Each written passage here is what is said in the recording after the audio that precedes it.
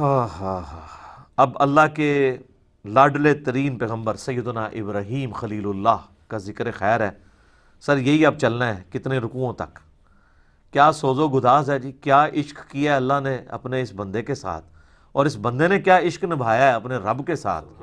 ہائے ہائے ہائے سر، یہ پہلا آپ سرٹیفکیٹ دیکھیں، میں کہتا ہوں اس کائنات میں کسی شخص کو یہ سرٹیفکیٹ مل جائے نا تو وہ اس سے بڑی کوئی ڈگری اس کے لیے نہیں ہو سکتی۔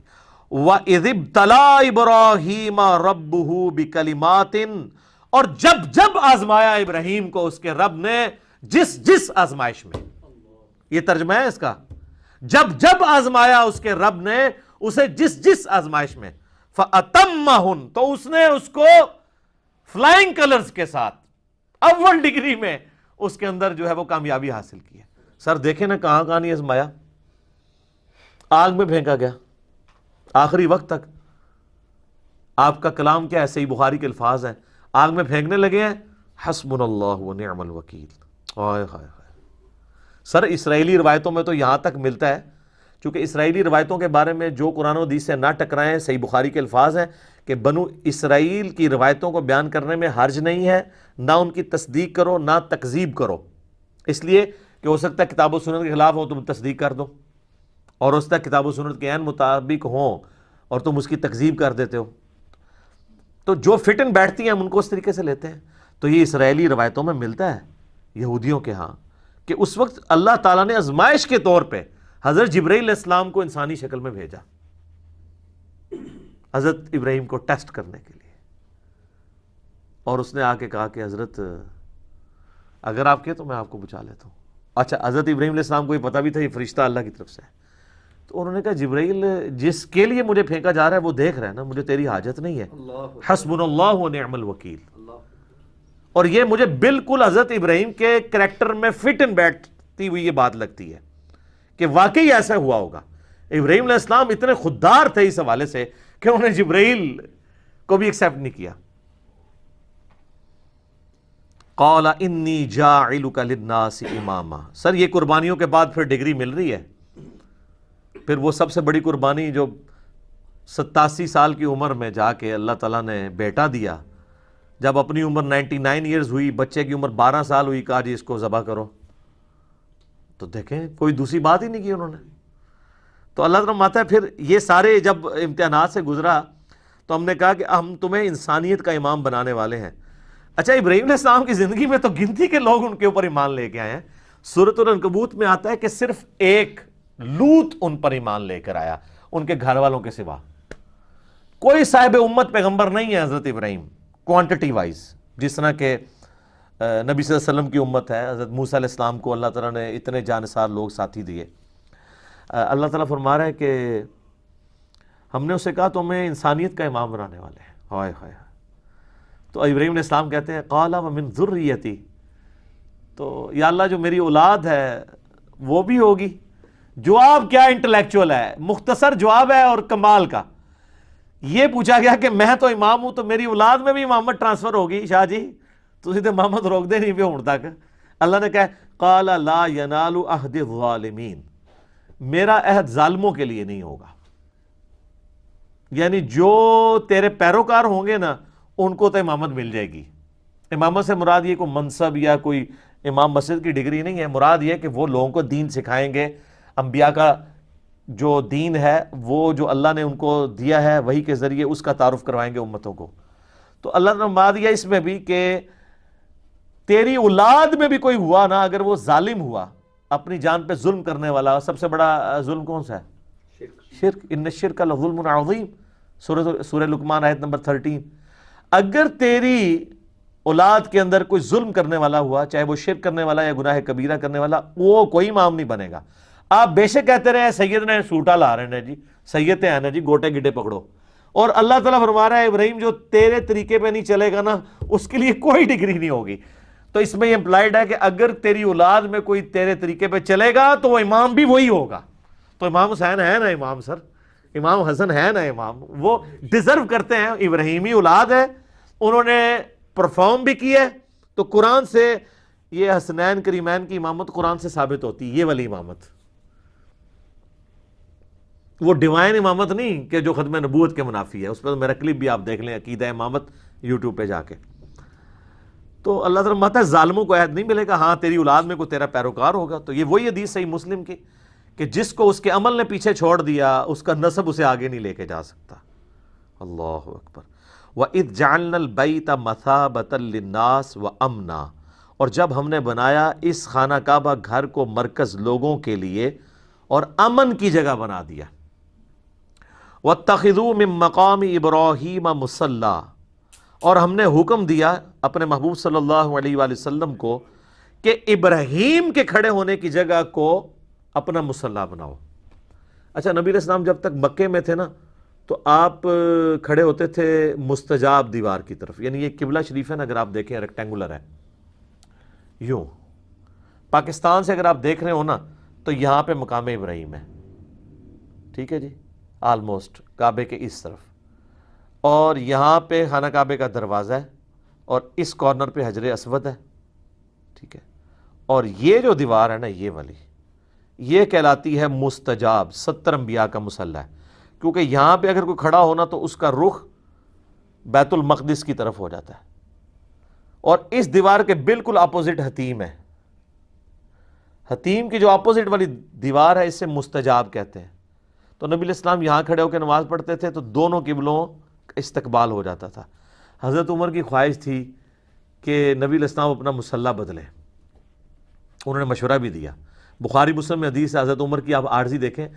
حضرت عمر کہتے ہیں کہ میں نے 4 باتوں میں اپنے رب کی موافقت کی. وہ یہ بھی کہہ سکتے تھے کہ میرے رب نے میری موافقت کی، کیونکہ مشورہ تو پہلے حضرت عمر نے دیا تھا، لیکن حضرت عمر کا یہ ماننا تھا کہ میرے دل میں بھی جو خیال آتا ہے نا وہ بھی تو اللہ کی طرف سے ہی آتا ہے. ایک انہوں نے کہا کہ میں نے نبی علیہ السلام کو مشورہ دیا تھا کہ ابراہیم کے کھڑے ہونے کی جگہ کو نا مصلی بنایا جائے. جب آپ یہاں پہ کھڑے ہوں گے تو پھر اعلانیہ ہوگا کہ اب وہ تو قبلہ گیا، اب صرف یہ ہے. تو دوسرا مشورہ دیا تھا کہ آپ کی جو ازواج ہیں یہ رات کو جب قضائے حاجت کے لیے نکلتی ہیں تو پردے کا حکم ان کو دیں، تو آیت پردہ نازل ہو گئی. تیسرا، منافقین کا جنازہ آپ نہ پڑھیں، تو سورہ توبہ میں آ گیا اندھا آپ نے کسی منافق کا جنازہ نہیں پڑھنا. چوتھا، غزوہ بدر کے قیدی جو ہیں ان کو قتل کیا جائے. حضور رقیق القلب تھے، حضور نے فدیہ لے کے چھوڑ دیا، وہاں پہ بھی آیات نازل ہوئی کہ ان کو قتل کرنا چاہیے تھا. چلو اب جو ہوا وہ ٹھیک. یہ 4 باتوں پہ، اس میں سے ایک یہ تھی. مقام ابراہیم آج بھی موجود ہے. دیوار والی جہاں پہ خانہ کعبے کا دروازہ ہے اس والی دیوار میں سامنے آپ کو نظر آئے گا ہر عمرے کے اینڈ پہ، اور جب عام طواف بھی آپ کرتے ہیں 7 چکروں کے بعد وہاں پہ 2 نفل اس کی سیدھ میں پڑھنے ہوتے ہیں. وہ اس وقت یلو کلر کی آپ کو ایک سمجھ لیں 6 یا 7 فٹ کی ایک عمارت چھوٹی سی نظر آئے گی جو گرل سی بنی ہوئی ہے پیتل کی. اس کے اندر ایک پتھر ہے، وہ حضرت ابراہیم کی یاد کے طور پر موجود ہے، جس کے اوپر وہ کھڑے ہوتے تھے تو وہ جو حضرت ابراہیم علیہ السلام یعنی دیواریں اوپر جاتی تھی وہ پتھر بھی اونچا ہوتا جاتا تھا. اس وقت ظاہر کوئی کرین نہیں تھی، یہ اللہ کی طرف سے غیبی تھا معاملہ. تو اینڈ پہ اس پتھر کے اوپر حضرت ابراہیم علیہ السلام کے قدموں کے نشان بھی موجود ہیں، حالانکہ وہ ہارڈ چیز ہے، نرم چیز نہیں ہے. آج کل تو آپ ڈال سکتے ہیں نشان، سیمنٹ والی جگہ پہ ڈالیں بعد میں خشک کر لیں، لیکن ٹینچر پتھر کے اوپر، چٹیل پتھر کے اوپر، یہ احتراماً اللہ تعالیٰ نے ایک معجزے کے طور، وہ آج تک وہ پتھر بھی وہاں موجود ہے. لیکن وہ آپ کو بڑی مشکل سے، ویسے اس کی تصویروں سے آپ اوپر سے جو لی ہوئی اندر سے اس میں سے آپ کو پاؤں کے نشان نظر آ جائیں گے ابراہیم علیہ السلام کے، باقی مشکل سے نظر آتے ہیں کیونکہ اس پتھر کے اوپر بھی انہوں نے ایک میٹل سا چڑھا دیا ہوا ہے، تو وہ ایگزیکٹ اتنا وہ قریب سے نظر نہیں آتا. تو وہاں پہ حضرت ابراہیم علیہ السلام کا وہ مصلی. اور آپ دیکھیں انہوں نے جو سلطنت عثمانیہ کے اندر کم از کم 300 سال تک 4 مصلے ڈال کے رکھے، وہاں پہ بھی یہی جھگڑا رہتا تھا، تو وہ مصلی کوئی بھی تیار ہی نہیں ہوا. یہ خانہ کعبہ ہے، یہ مقام ابراہیم ہے، پاکستان کی طرف سے دیکھیں تو بیسٹ ویو ہے. حجر اسود والا کارنر بھی آپ کو نظر آتا ہے، دروازہ بھی، اور یہاں پہ یہ بھی، اور حتیم بھی نظر آتا ہے یہاں سے دیکھ رہے ہوں. تو سر یہاں کے اوپر اس کارنر کے اوپر نا جناب وہ مصلی تھا حنبلی، یہاں پہ شافعی، اور اس جگہ پہ کر کے جو ہے وہ تھا فقہ حنفی تواڈے وڈے بھراواں دا، اور اس طرف تھا مالکی مصلی. مقام ابراہیم پہ کسی کا مصلی نہیں تھا. میرا یوٹیوب کے اوپر بڑا ڈیٹیل ہے اماموں کی گستاخی کا فتویٰ مسئلہ 197، اس میں تو ہم نے کلرڈ تصویریں 1925 کی 1955 کی دکھائی ہیں. تو آپس میں جھگڑتے تھے. ساروں کی خواہش تھی کہ ساڈا امام جڑا وہ ابراہیمی ہے, تو ابراہیم علیہ خالی ابراہیمی کا. تو یہ بدبخت رہے 300 سال تک کسی کو توفیق ہی نہیں ہوئی مقام ابراہیم پہ کھڑے ہونے کی, کیونکہ وہ کہتے تھے ٹھیک ہے اسی بھی نہیں کھلواؤں گے, تسی بھی نہیں کھلو گے, نہ کھیلیں گے نہ کھیلنے دیں گے. جب سعودی حکومت نے یہ 4 مسلح اٹھوائے تو انہوں نے مقام ابراہیم پہ اتنے 100 سال کے بعد واپس امام میں کعبہ کو کھڑا کر کے 4 مسلح اٹھوائے, الحمدللہ. تو یہ مقام ابراہیم کی ہسٹری ہے, بڑی انٹرسٹنگ ہے اور بڑی دکھی بھی ہے اس حوالے سے کہ امت کیا کرتی رہی ہے اس مقام ابراہیم کے ساتھ, جس کو قرآن میں کہا گیا تھا کہ مسلح بنانا ہے. وَأَهِدْنَا إِلَىٰ إِبْرَاهِيمَ وَإِسْمَاعِيلَ, اور ہم نے ابراہیم سے اور اسماعیل سے یہ عہد لیا تھا, ان کے بیٹے اسماعیل سے, أَن طَهِّرَ بَيْتِيَ لِلطَّائِفِينَ وَالْعَاكِفِينَ وَالرُّكَّعِ السُّجُودِ. یار دیکھیں پیغمبروں کو اللہ کہہ رہا ہے, سب سے جلیل القدر پیغمبر اور اس کا بڑا بیٹا اسماعیل, اللہ کہہ رہا ہے ہم نے دونوں باپ بیٹا دونوں پیغمبروں کو کہا کہ صفائی کرو ہمارے گھر کی, یہاں پہ طواف کرنے والوں کے لیے, اعتکاف کرنے والوں کے لیے اور رکوع اور سجود ادا کرنے والوں کے لیے میرے گھر کو صاف رکھو. مسجد کی صفائی کرنا کس کی سنت ہے؟ نبیوں کی. اور یہ کام کس نے اسائن کیا ہے؟ اللہ نے. سر یہ بھی فضیلت ہے. ویسے تو بخاری مسلم میں کئی احادیث ہیں مسجد کی صفائی کی فضیلت کے اوپر, لیکن یہ قرآن میں آ گیا کہ اللہ نے کہا کہ میرے گھر کو صاف ستھرا رکھو, للطائفین طواف کرنے والوں کے لیے, والعاکفین اور اعتکاف کرنے والے کے لیے, والرکع السجود اور رکوع اور سجدے کرنے والوں کے لیے. بل یہ آپ کو داد دینی پڑے گی کہ اس وقت کی جو سعودی حکومت ہے, یقین کریں جس کمٹمنٹ کے ساتھ ان لوگوں نے حرمین شریفین کا انتظام رکھا ہوا ہے, ایٹ لیسٹ 4000 کے قریب تو ملازمین ہیں صرف حرم مکہ میں جو ہر وقت صفائی کے اوپر مامور ہیں. ہزاروں وہاں پہ آپ کو پیتل کے ملیں گے ریکس جن کے اندر قرآن رکھے ہوئے ہیں, وہ اس کو صاف کرتے رہتے ہیں ڈسٹ, ٹھیک ہے. اس کے علاوہ بھی جتنی صفائی وغیرہ ہے وہ سارے کا سارا انتظام وہ کرتے ہیں.